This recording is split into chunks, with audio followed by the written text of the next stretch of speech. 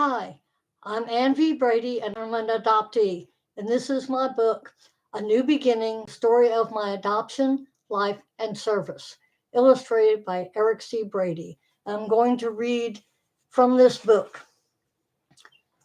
Dedication.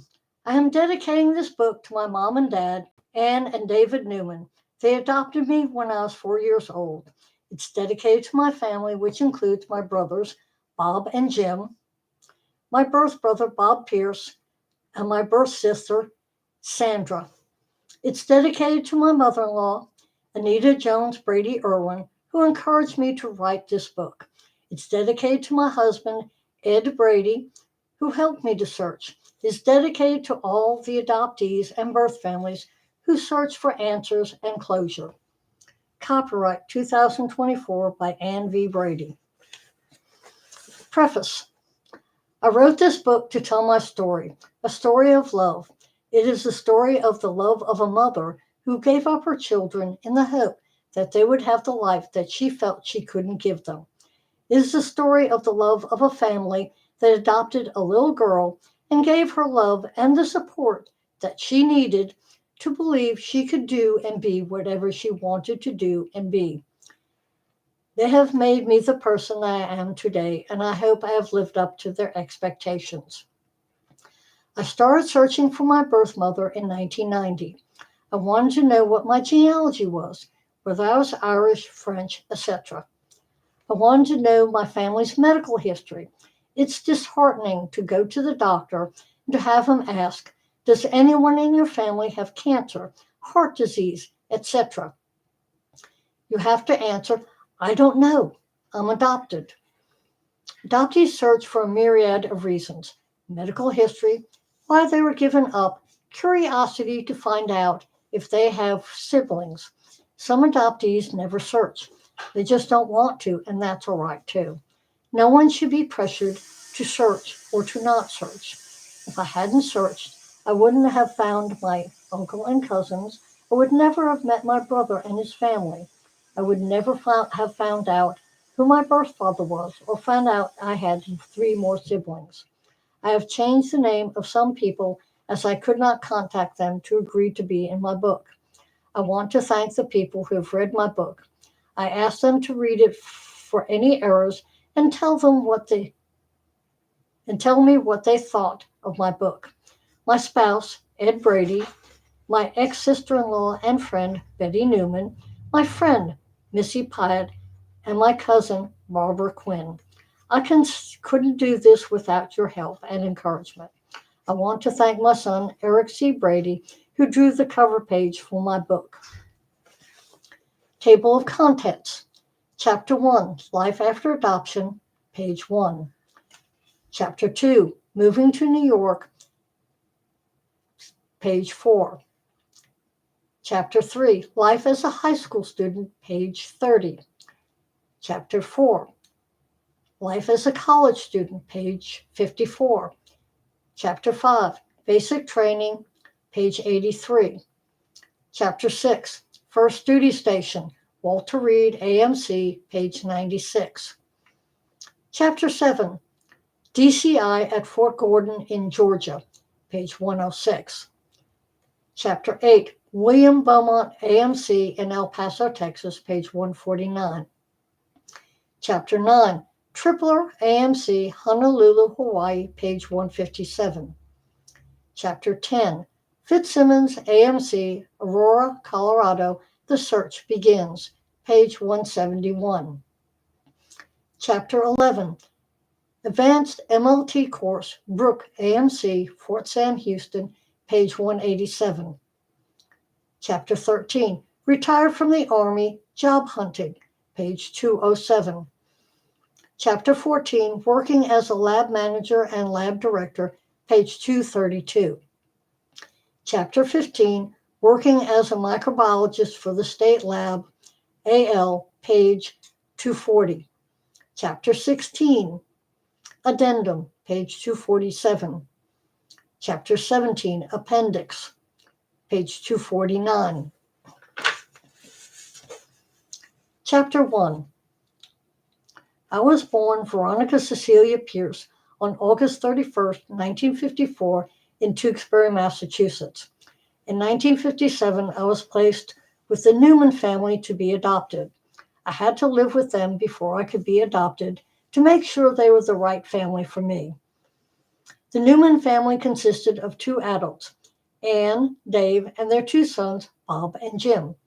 I was 4 years old in 1958 when the Newmans adopted me. My name was changed to Anne Veronica Newman.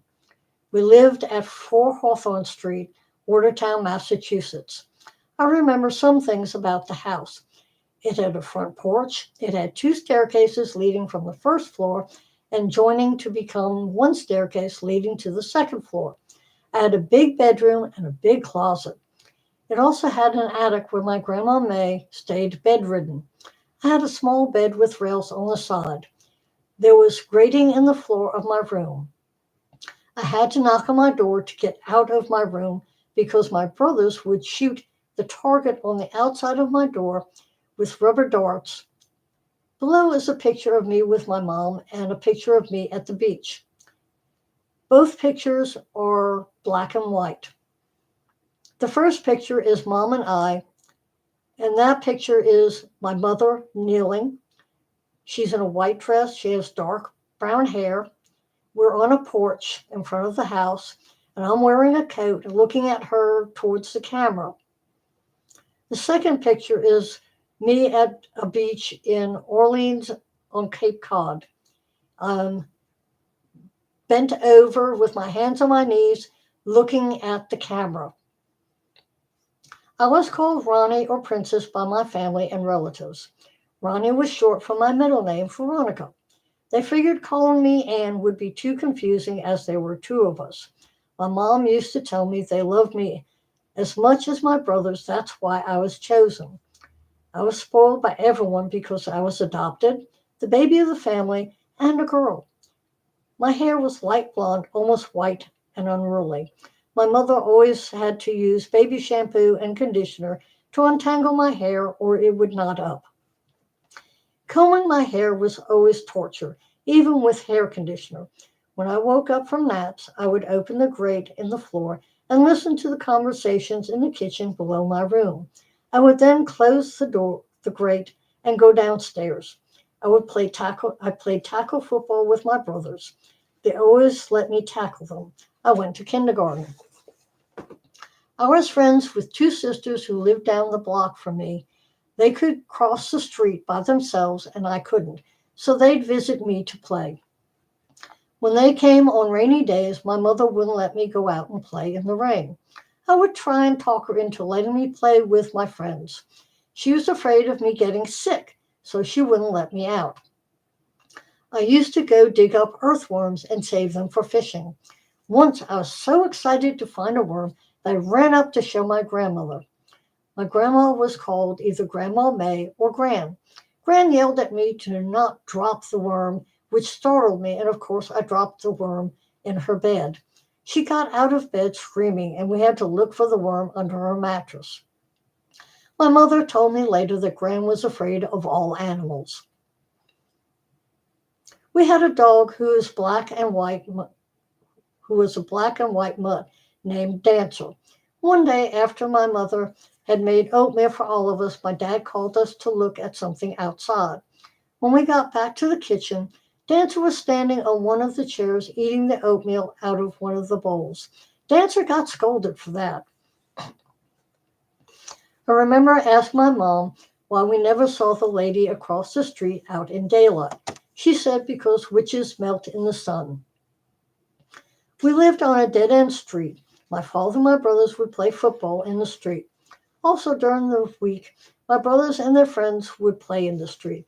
This woman would always call the police on anybody playing in the street. As a child, I had measles, mumps, and German measles. When I was 4, I had chickenpox along with my brother Jim, who is 5 years older than me. I remember sitting on the couch with my brother Jim with TV trays in front of us watching TV. I remember one time I went shopping with my mom and I got excited because I saw Buffalo Bob from the Howdy Doody show. She said we didn't have time. She was in a hurry. Another time we went out shopping, I pointed to an old woman who had a beard. My mother told me it wasn't polite to point and to keep my voice down. By the time I turned 5, my hair was no longer blonde, but had turned light brown. When I turned 5 years old, I got a brand new bed. I was told it was a big girl's bed. When I went to bed that night, I tried to turn the light off. I couldn't reach the light, not even from the bed. So I pulled my doll stroller over to the wall and stood in it to turn the light off. Unfortunately, I broke the doll stroller. When asked how it got broken, I said I didn't know how it got broken. I usually didn't pay attention when I was in a rush. One day I accidentally shut the door on my ring finger on my right hand. Earlier, I had shut the dresser drawer on my hand and got my ring finger stuck in the drawer. Because of this, the tip of my right finger is broken at the joint and is crooked. I remember deciding that I wanted privacy while going to the bathroom, so I locked the bathroom door. After going to the bathroom and washing my hands, I couldn't open the door. I tried to unlock the door but couldn't. I started crying and shouting. My parents came running and tried to unlock the door. They tried calming me down at the same time. Eventually, between them and me, we figured out how to unlock the door. They then told me to never lock the door again. Below is a picture of me. It was a studio picture taken. It's a color picture. I have brown hair and I'm wearing a blue dress. I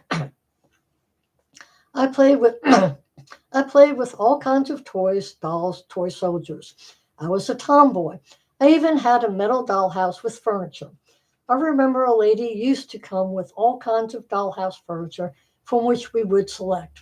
In the summer, we would go to Crystal Lake in Orleans in Cape Cod. The house we rented was on a hill overlooking Crystal Lake. When we went there, we would fill a rectangular kiddie pool. Then we'd go looking for a turtle to put in the pool. At the end of the summer, we would let the turtle go. I also used to play with a toy frog that was attached to a bulb. When I squeezed the bulb, the frog would jump. We would go to other places like New Hampshire and Vermont. I'm not sure where we went, except that we would go to towns that would have rockers on the porches in the front of stores. Inside the stores were jars full of candy. Some candies were a penny, while other candies like licorice were 2 cents or 3 cents. It depended on the size of the candy. I was given a stuffed dog that was my brother Jim's. It was a huge brown dog that was as big as me.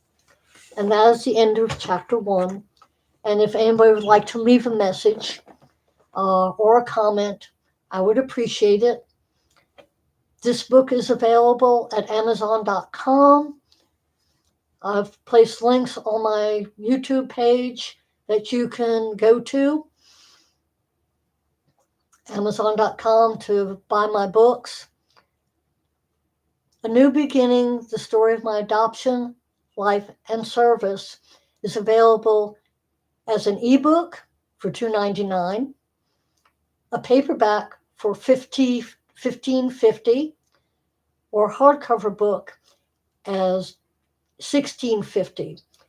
The ebook and the paperback book, the pictures are in black and white and in color, while the hardcover book, all the pictures are in black and white.